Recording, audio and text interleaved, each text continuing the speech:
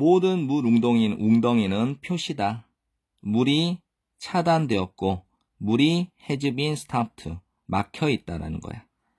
내려가는 것으로부터 땅을 통해서 땅속으로. 만일 물 웅덩이가 지속이 된다면, 계속해서 생겨나게 되면, 그렇게 되면 첫 번째 것은, 우리가 추론할 수 있는 첫 번째 것은 이다 대절 전체다. 다시 처음부터 물 웅덩이 아래에 있는 땅이 일 것이다. 이다, 둘 중에 하나, either A or B.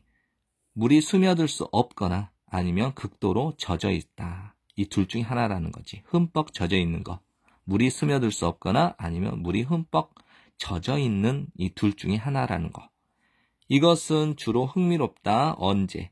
우리가 여행을 할 때 시골 지역을, 그리고 알아차릴 때 대절 전체를. 물 웅덩이의 수치가 갑작스럽게 증가된다는 것을 알아차리게 될 때. 뭐뭐임에도 불구하고 전치사야. 전치사 뒤에 동명사. 동명사의 부정은 not. 그래서 그곳에 존재하지 않음에도 불구하고 어떠한 더 많은 비가 존재하지 않음에도 불구하고 그 지역에. 이것은 신호다 또는 표시다.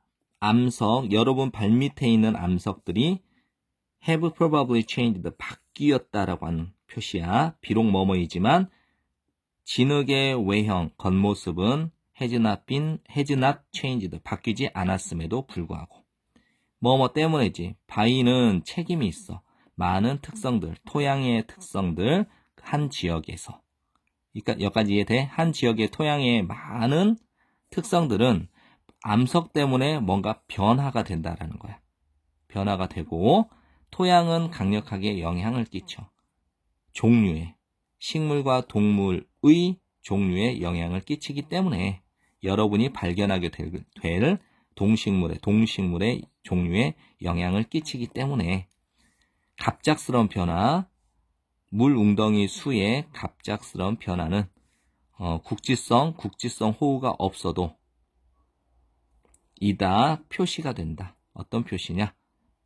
바위, 흙, 식물, 동물들. 여러분 주변에 있는 모든 곳에 있는 암석, 토양, 식물, 동물들은 또한 바뀌게 될 거라는 표시. 이 문장, 이 지문 잘 봐둬야 된다. 그리고 이해 잘해야 돼.